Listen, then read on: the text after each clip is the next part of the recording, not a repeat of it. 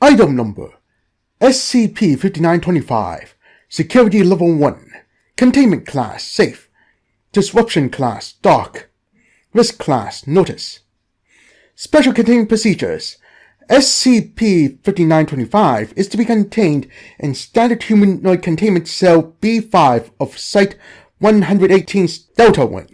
Personnel are not to directly or indirectly refer to SCP-5925 by any name, title, or designation other than its item number. No other measures are necessary to successfully contain him in his current state, and this will continue to be the case indefinitely. Level 5 clearance required. Access granted. SCP-5925 is considered an Issue Class Non-Cumulative Hazard. However, previous attempts to contain SCP-5925 Protocol 4000 issue have been deemed inadequate. As such, Protocol 5925 issue has been devised to forcefully associate SCP-5925 with a single title, specifically that of its item number. This protocol additionally requires familiarity with SCP-5925's item number, containment procedures, description, and appearance by as many Foundation personnel as currently available. The clearance level has been adjusted to reflect this, and SCP-5925's incomplete file is to be regularly circulated through junior researcher and security staff in all sites. As an additional measure, the entrance of Cell B5 is to be reinforced with iron plating. Following incident 5925 Harley, the containment class, distribution class, risk class, procedures, and description of this article have been altered in keeping with nomenclative association methods necessary for further containment. These alterations have been marked in blue for differentiation from the standard formatting. Description: SCP-5925 is a humanoid which appears to be an elderly male of Northern European descent. Though SCP-5925 has the physique of a 70 to 80-year-old man, records that refer to SCP-5925 indicate the subject is far older. He is frail, friendly, charitable, and compliant with the Foundation's instructions. SCP-5925 has knowledge of the full name of all people it comes into contact with, despite having never personally met. It is also aware of current or past material desires of these individuals. Besides this and his lengthened lifespan, he has no other anomalous capabilities. Discovery Log. Level 5 clearance required. Access granted. SCP-5925 was discovered on September 22, 1995, during a performance of the 4000 Halloween procedure. A mistake occurred during the execution of the procedure. Note, the specifics of this mistake has been omitted in keeping with Protocol 5925 issue. The procedure still resulted in an expansion of the fireplace and a ladder descending from the chimney. However, this ladder did not lead to the place of the nameless oddities, and instead, SCP-5925 emerged from the chimney in the site. Notably, despite several members of personnel utilizing the same epithet to describe SCP-5925 in the moment of its appearance, none of them suffered any adverse anomalous effects. Additionally, upon the personnel referring to SCP-5925 by this epithet, it became docile and amiable. It is believed to be due to the cultural association of the epithet in question. SCP-5925 then escaped the facility by anomalous means. The specifics of SCP-5925's escape have been omitted in keeping with Protocol 5925 issue, leaving behind gifts for all those present. SCP-5925 was afterward given its current item number and designated as a Euclid class entity. The mistake which led to SCP-5925's initial appearance was later replicated. Being prepared, personnel referred to SCP-5925 by its item number and were successful in apprehending the subject. The relevance of SCP-5925's designation to the success of this operation was later discovered during its containment. and the initial draft of the 5925 issue protocol was enacted. This protocol was later expanded upon following the 5925 Holy incident. Addendum 5925-1. Level 5 clearance required. Access granted. The 5925 Holy incident. The following is an interview conducted on June 20th, 1996.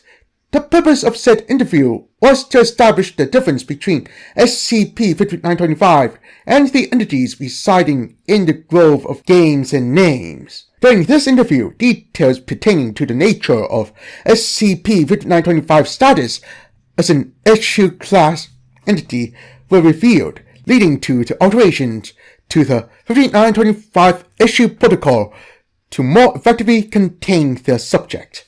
Interviewed SCP-5925. Interviewer Dr. Angulo. Forward. SCP-5925 was shown to be more compliant and cognitive when interacting with only one individual directly. As such, this interview was conducted within Chamber B5. No other individuals were within the chamber during the interaction. However, 2 members of security personnel were present beside the chamber entrance for emergency assistance in the event of a nomenclative breach. Begin log. Good morning, SCP-5925. Well, it is Maria. Yes, I remember. You wanted a proper chemistry set all through 4th grade. And I never did get it. No, my poor soul. No, you didn't. But you were rather naughty, if I recall. And your mother Benelda, bless her, she wished that she could have afforded it. How is she now? I actually came to ask you a few questions. We want to know how you differ from the others like you. Oh, I'm sorry, Maria, but I'm not certain what you mean. When we first found you, we were trying to get somewhere. A place with people similar to you could say. I see now, I see. You mean the land of Beep. Dr. Angulo winces at this. No effect was detected from this naming, and thus the interview proceeds. Yes, there are things we found there. It is dangerous was to name them and the place itself. Well, I imagine it would be. They must be starving for names. Dreadful fate. Well, this clearly isn't the case for you. Of course not, Maria. I have no want for names, for I have collected many. Jolly ones, playful ones, rough ones, ancient ones, and still I collect more. Like this new name of yours, it is cold and harsh, but it is mine now, and all that comes with it. When the others lost their names, why didn't you? I lost my fair share. I am not what I once was. Those times, they split me into many parts, but one makes do if one is to survive. And none of the others could hold on to some of their names like you did. I don't believe I ever said such a thing. There's still few in the shadows causing trouble. The scamps. There's Peep, of course. You can't afford but to run into him up come spring. And there's Beep, and Beep. Peep is always good for a laugh. What is wrong, Maria? You look ill. We shouldn't be having a conversation like this without further security. I'm sorry, it's not safe. My apologies. I did not mean to frighten you. I was simply reminiscing. Good times with fun names. Not like this one. Euclid. What kind of title is that? I'm sorry, what was that? Euclid. That is what I am now, yes, a Euclid. So broad, so meaningless. You have all kinds of Euclids.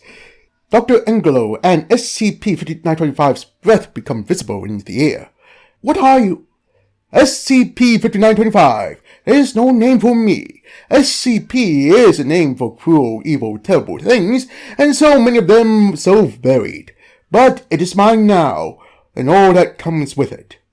Dr. Angulo stands abruptly and attempts to exit Chamber B5. The chamber door jams and is unable to open.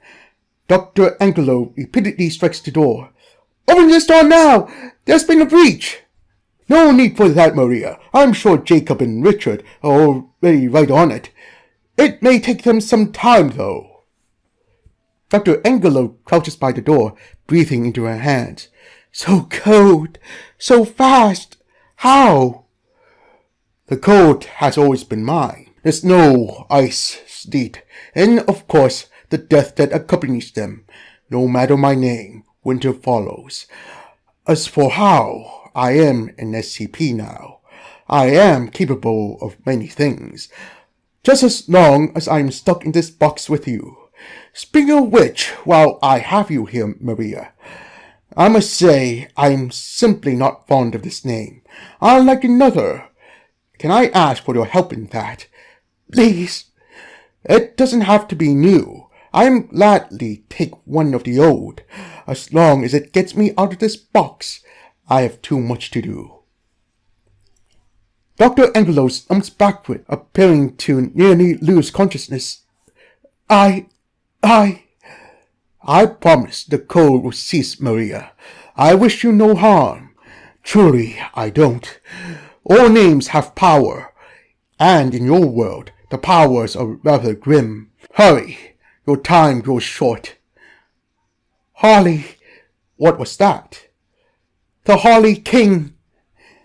SCP-5925's body begins to change rapidly. Its hair and beard grow substantially. Its physique becomes much taller, but decrepit and starved.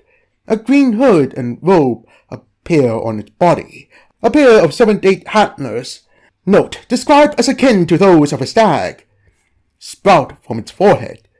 A stained broadsword appears in its hands. Note, later analysis of these stains suggests they are of tree sap, which may stem from repeated impacts against oak wood. The breaths of SCP-5925 and Dr. Angulo becomes no longer visible, indicating a rise in temperature. You are a clever one, Maria. Very sly, very naughty. To pick such an old name, one with such strict rules, and in June no less. Yes, this name does me no good. Not for another 4 months at the very least. The doors to the chamber open. Security personnel enter, assisting Dr. Angulo to stand. They then begin to escort Dr. Angulo out of the chamber. May you have a merry midsummer, I suppose, and happy holidays. End log. Closing statement. SCP-5925's form reverted after 3 days. Prior to this, it created a crown of Agaphorus Helix, note, commonly known as Harley, and expressed a desire to give this item to Dr. Angulo as an apology for its behavior.